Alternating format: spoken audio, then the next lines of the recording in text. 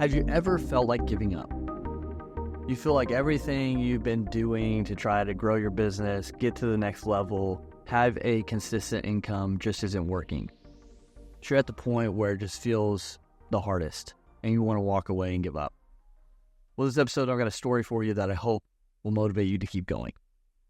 Welcome back to another recording of the Elevate Media Podcast. I'm Chris Anderson, your host.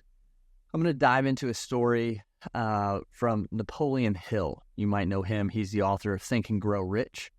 And there's a story within that he tells that I want you to hear today because I know how it can be. I know the difficulty, the frustration, the insurmountable weight that's on your shoulders as a father trying to build their business, to support the family, support others, and continue to grow. And you feel like you haven't had any breakthroughs. You know, you've been doing the work, you've been putting in the work and putting the effort behind it, but it just hasn't shown much fruit, hasn't shown much results that you've been looking for. Well, I don't want you to give up, and I want you to hear this story that I think can hopefully, give you a little bit oomph to keep going today. So this is 3 Feet from Gold, a story by Napoleon Hill. And it goes like this.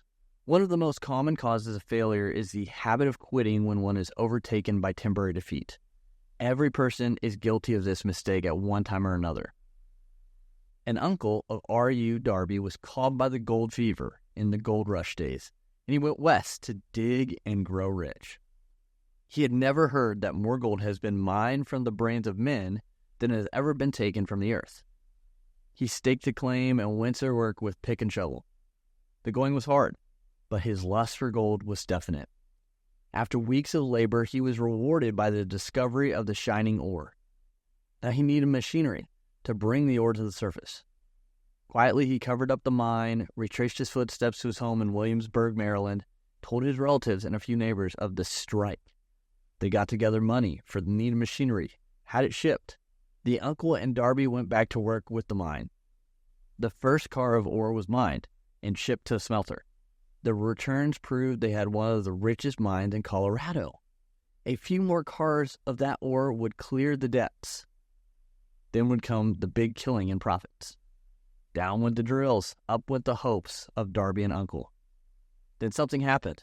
The vein of gold ore disappeared. They had come to the end of the rainbow, and the pot of gold was no longer there. They drilled on, desperately trying to pick up the vein again, all to no avail. Finally, they decided to quit. They sold the machinery to a junk man for a few $100s and took the train back home. Some junk men are dumb, but not this one. He called in a mining engineer to look at the mine and do a little calculating.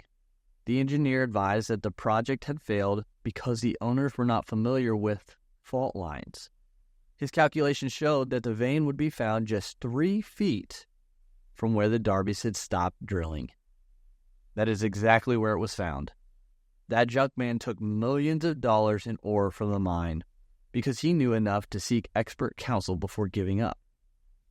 Most of the money which went into the machinery was procured through the efforts of R.U. Darby, who was then a very young man.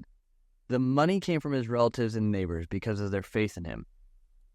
Long afterwards, Mr. Darby recouped his losses many times over when he made the discovery that desire can be transmuted into gold.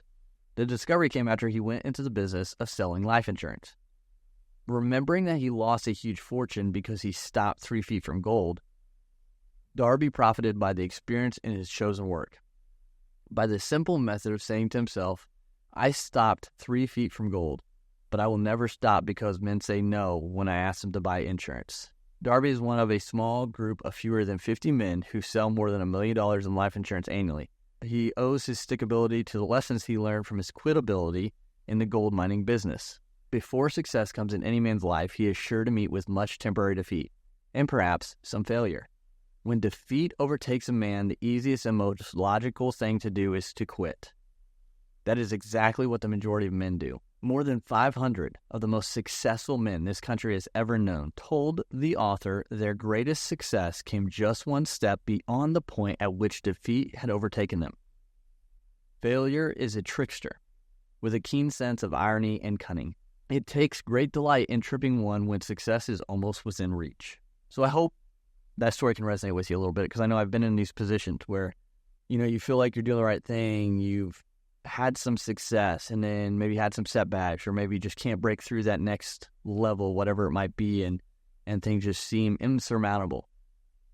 Well, I hope this story gives you a little bit more motivation. Find wise counsel to help you break through that next spot first. 2, remember that, at least in my perspective, these are almost like tests. Do you quit, or do you keep pushing through to get to that next level? Most people quit and they never get to that next level, but those who can persevere through it, continue to learn, continue to put in the effort, can break through because they didn't give up. And then 3, remember, failure isn't final unless you quit. So as long as you're continuing to learn, invest, take chances, put in the work, things will build and grow. But you have to know when to pivot. They were 3 feet off. They quit, Darby and his uncle. They quit instead of seeking help. And then when they got the help, figuring out what they needed to do in action-wise and moving their spot. So I hope you can take the story. I hope you can think on it. Share this with someone else who might be struggling in their business or just frustrated with their business position, and let them know they're not alone. Let them know that there's help out there, and that they're so close to that next level. But until next time, continue to go out there, elevate your lives, elevate your brands, and we'll talk to you again soon.